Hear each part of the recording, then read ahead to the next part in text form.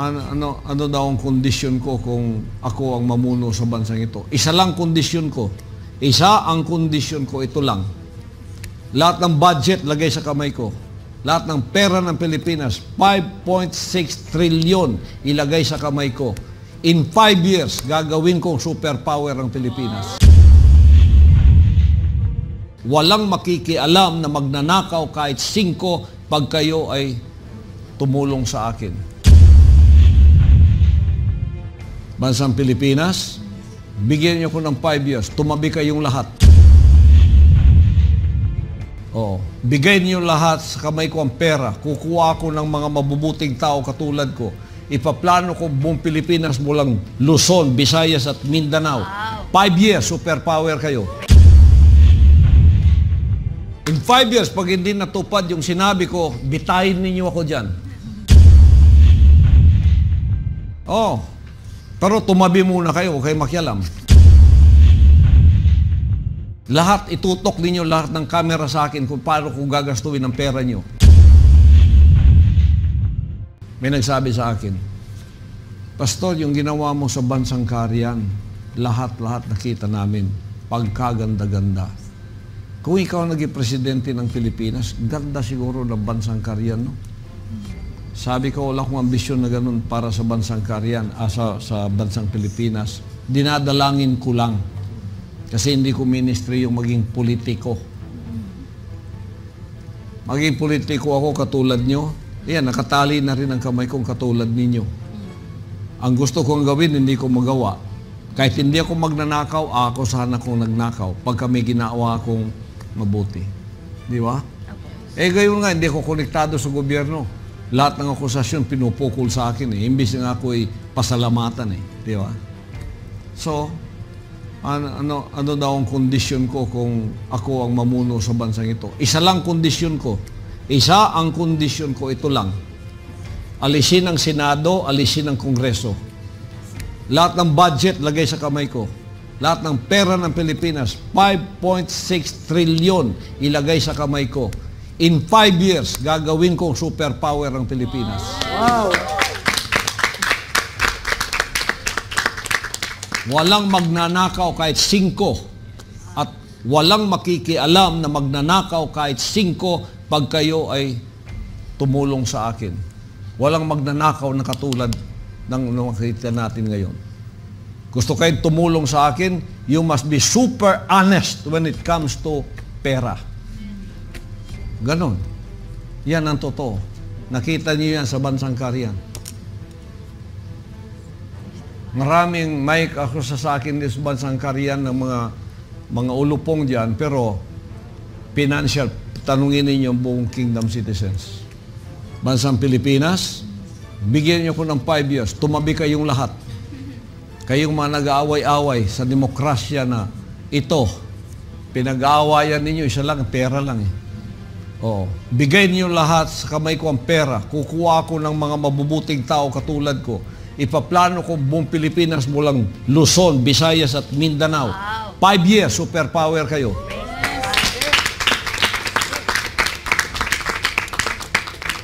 In 5 years, pag hindi natupad yung sinabi ko, bitayin ninyo ako dyan. Pero tumabi muna kayo, huwag kayo makialam. Gusto ninyo ng fiscal honesty?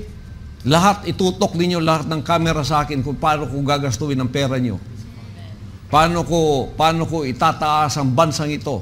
Both economically, pagkatapos aesthetically, pagkatapos infrastructure, lahat. Nakikita ninyo. Kalaki-laki ng pera na yan. Kaliit-liit ng ating bansa, pero walang nangyayari. Ako, wala akong budget sa gobyerno. By faith lang itong lahat ng sa akin.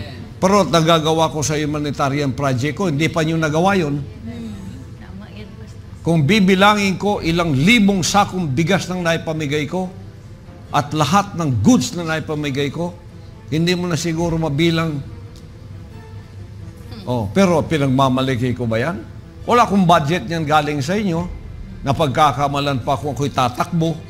Kasi ganyan ang utak niyo. Pag tumulong kayo, tatakbo.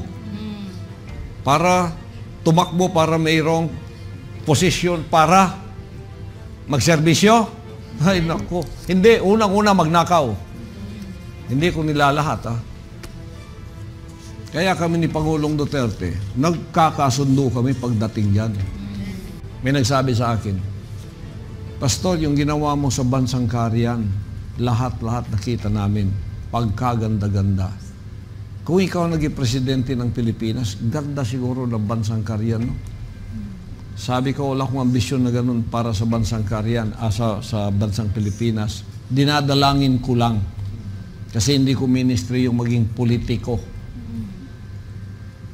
Maging politiko ako katulad nyo. Ayan, nakatali na rin ang kamay kong katulad ninyo.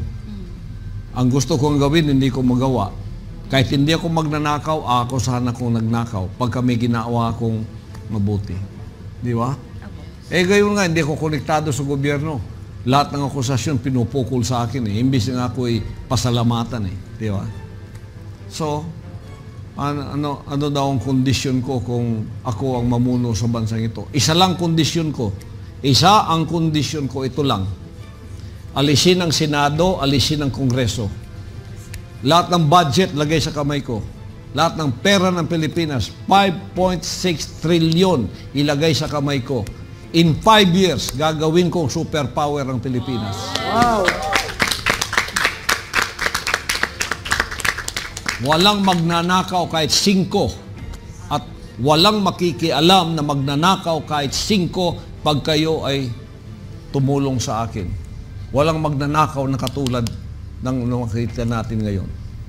Gusto kayong tumulong sa akin, you must be super honest when it comes to pera. Ganon. Yan ang totoo. Nakita niyo yan sa bansang Kariyan.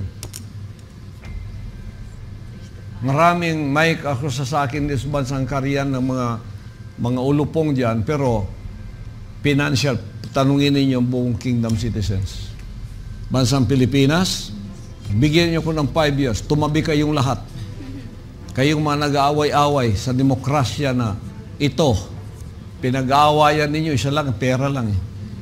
Oh, bigay niyo lahat sa kamay ko ang pera. Kukuha ko ng mga mabubuting tao katulad ko. Ipaplano ko buong Pilipinas mulang Luzon, Visayas at Mindanao. 5 years, superpower kayo.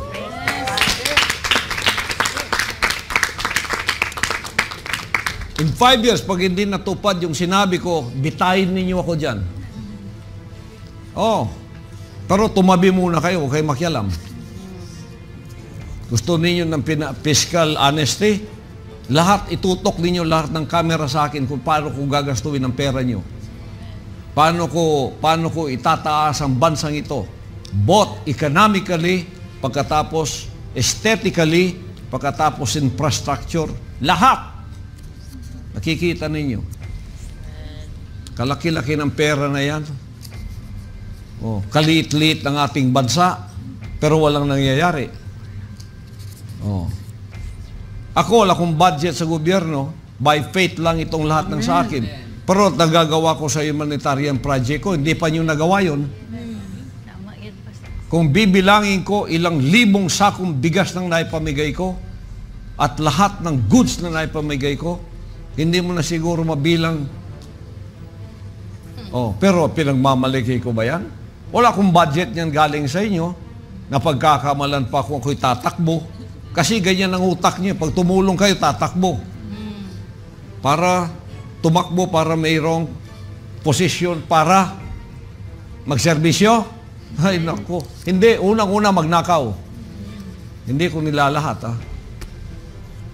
Kaya kami ni Pangulong Duterte, nagkakasundo kami pagdating dyan.